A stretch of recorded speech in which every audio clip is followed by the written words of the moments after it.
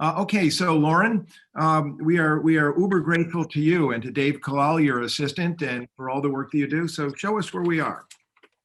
Great, thanks, Peter, and good morning. I've got 4 topics to share with respect to the Ministry of Finance.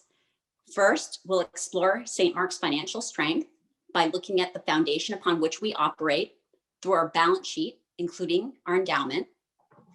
Second, I'll share a perspective of our financial health, which includes operating statement results for 2020 and our vestry approved budget for 2021. Third, I'll provide a brief status update on our financial capital, sharing an update on our capital projects, utilizing the funds raised from our Empower the Parish campaign. And finally, I'll touch on the parish's financial resources of experience and oversight and close with our financial management initiatives looking forward. So Jill, if we could turn to slide 3, please. Let's look at St. Mark's financial strength as measured by our balance sheet. At year end, we held $15 million in total assets. St. Mark's remains in the enviable position of having a very strong balance sheet with a solid capital base, a healthy endowment, a conservative balance of cash reserves, and no long-term debt, placing us among the top in Episcopal churches in Connecticut in terms of financial strength. The balance sheet has 3 primary pillars. The red segment on the circle on the left represents our endowments and trusts, which total $7.4 million, representing 53% of our assets. Property, building, and equipment in blue remains steady and represents the land, church buildings, 3 clergy homes, and cemetery, totaling $4.7 million, or 34% of our total assets. The light blue and purple segments represent the cash and marketable securities that we hold for operating expenses and capital investments. We also track our accounts receivable from pledge commitments made at the end of each year on behalf of our annual stewardship campaigns, as represented on green in the chart. Year over year, the balance sheet has increased slightly due to changes in receivables, use of capital campaign funds, and investment performance returns. Let's now look at our endowment more closely. In spite of market turbulence in the second quarter last year, endowment and trust funds are up 8.3% after distributions. The performance and allocation of the assets is monitored by the Diocesan Donations and Bequests Board and St. Mark's Investment and Endowment Committee. Our accounts are managed alongside the endowments of the Episcopal Church of Connecticut and 120 Connecticut-based churches by U.S. Trust, who oversee our endowments portfolio. In addition to our managed endowment monies, we are also the beneficiary of an interest in the Lancaster Trust. The current asset allocation is approximately 64% equities, 31% fixed income, and 5% cash and others. In terms of performance, the D&B portfolio generated a 13.3% return this year. Looking over the 3 years, the endowment has returned 8.1%, and over the last 5 years, 9.5%. The Lancaster Trust, over which we have no active control, had just slightly lower returns. Last year, the Investment and Endowment Committee recommended and the vestry approved a 5% annual draw from the endowment to support our operations. For 2021, we've also approved a 5% draw. The goal of the endowment is to support our operations while not eating into the corpus of the endowment. The draw funded about 14% of our operations this year. So let's turn to the cost of our operations. We've consolidated our operating expenses here from close to 50 individual line items to 5 categories. As you can imagine, the majority of our expenses center on our personnel. Approximately 63% of operating expenses represent compensation and benefits for clergy and staff, plus musicians, section leaders, and hourly childcare services provided during Sunday services. Other buckets of expenses include 12% for IT, general and admin, 12% for buildings, grounds, utilities, and insurance, 9% for diocesan common mission support, and 4% for ministries and outreach. This year, given the pandemic, we tightened our belts and saved on compensation and benefits by not filling 2 vacant positions, the Director of Youth Ministries and a part-time sexton. Our 1099s are also down due to not needing part-time babysitting. In addition, some of our other expense line items were down, such as supplies, things like paper or goods for coffee hour, travel, utilities, and flowers. We prudently increased certain expenses such as streaming equipment, grounds and building, and snow removal, given the move to virtual and outdoor church. We were able to manage our discretionary expenses very conservatively. Overall, we anticipate our 2020 expenses will come in around $27,000 less than in 2019. In 2020, we anticipate expenses to increase by about $38,000 as we anticipate filling the vacancies I previously mentioned, at least for part of the year, as well as merit salary increases and a 5.5% medical rate increase. So how do we fund our expenses? There are 5 primary sources, including pledge payments, non-pledged gifts and contributions from Sunday Plate in blue, which represent 77% of our income. Our endowments in purple, as I mentioned previously, represent an important 14% of our income. Donations in red and green represent 8% and include income coming from financial support of our music ministry, flowers, weddings, funerals, and facility rentals, and special gifts to support our full complement of clergy. Mayfair, in light blue on the chart to the right, is unfortunately not represented in the pie chart this year, and it has left a $100,000 gap in our financials in 2020 and potentially will again in 2021. Finally, interest income has provided some income, although given where rates are, only a very small portion. As we look to 2021, we are conservatively projecting a decrease in pledge payments, gifts, plate, and donations, which are offset by drawing $160,000 of the remaining $193,000 new clergy gift, as well as a 5% draw on the endowment. We assume no Mayfair and no additional fundraising activities in this scenario. Let's now look at income and expenses together. As you know, we strive each year for a balanced budget.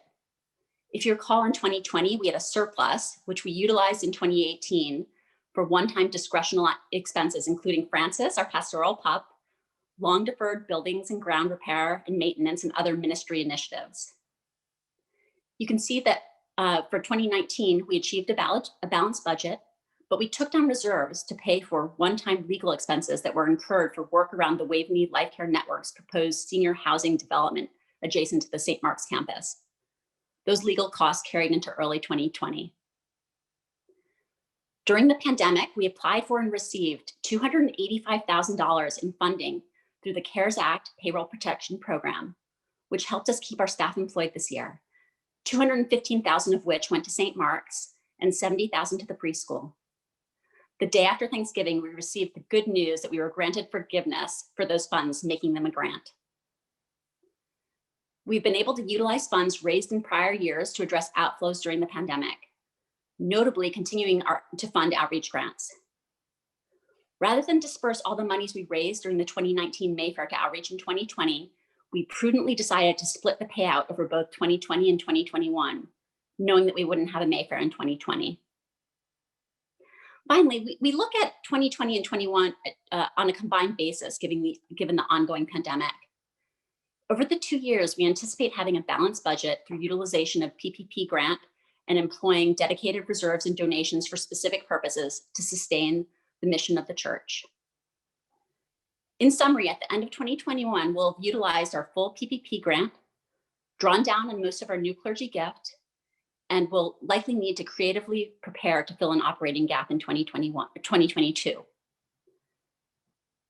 Now let's take a look at our general reserves and operating cash. Operating cash and general reserves at the end of 2020 stood at approximately $730,000. Monies are still moving around as we have bills coming in and we're still receiving funds. So the year-end books haven't been closed officially yet. This year, we received a $50,000 donation to the new clergy gift, which puts the total gift at $350,000. The balance of the gift currently stands at $193,000, As I mentioned, we anticipate drawing $160,000 of it in 2021. We anticipate reserves and operating cash will fall to approximately $440,000 at the end of 2021. As a rule of thumb, we aim to keep 3 months of expenses as reserves, which would equate to $550,000 on a $2.2 million budget. As we move into 2021, we'll need to keep a close eye on liquidity and look to rebuild our reserves. Now let's look at our capital plan. It's important to note that our operating budget does not include the capital expenditures needed to keep our properties and grounds maintained. We have a capital budget that is separate from the operating budget and which is also funded through capital raises. We still have $622,000 left from our Empower the Parish campaign that we anticipate using entirely in 2021. We projected last year in 2020 that we'd spend approximately $730,000 of CapEx. But given the pandemic, we conservatively moved into cash conservation mode. We spent $237,000, mainly on paving our parking lot, partial replacement of the obsolete sound system in the church, indoor air quality upgrades in the church, and engineering for the HVAC project in our offices in Gray Gables. Looking ahead into 2021, we anticipate spending close to $690,000 in capital. On average, it costs between $300,000 and $400,000 each year for us to maintain our buildings and grounds. Given the low spending in 2020, we'll have additional needs in 2021. Our main capital expenses in 2021 will be in overhauling the HVAC in Gray Gables, the church offices, for better efficiency, air quality, and overall working environment. And finally, our 22-year-old beloved truck has given out and we'll need to replace it this year. It's possible that something else could break or give out, so our capital plan will stay fluid throughout the year. In addition, we may be able to apply for historic preservation grants in some cases that will help to offset the costs. Let me briefly touch on the preschool, if we can flip to the next slide. I want to highlight that our preschool is fiscally sound, managed by its own preschool board, and provides our parish with rental income and capital investments. Our thriving school operates on the basis that the education process should address all areas of learning: social, emotional, spiritual, physical, and intellectual. They have 13 teachers serving 66 students ages 2 to 5. COVID impacted a portion of the spring term last year when we were unable to operate in person.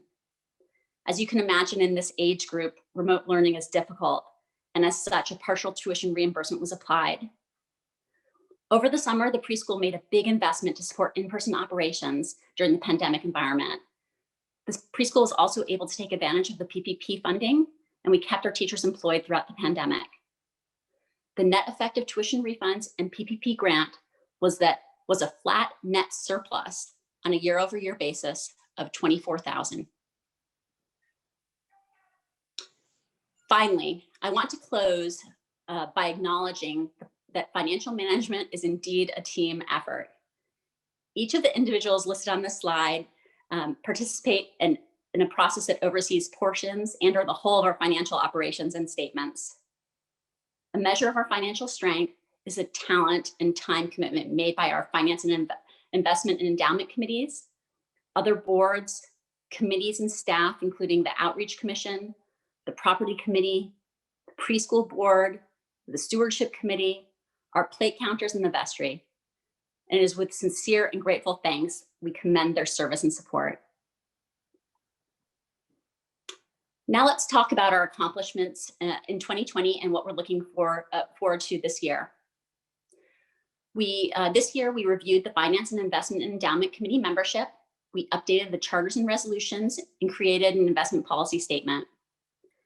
In preparing our audit, we addressed the classification of total net restricted assets and put in place new controls, resulting in another clean audit opinion. Finally, we procured the CARES Act loan and received forgiveness.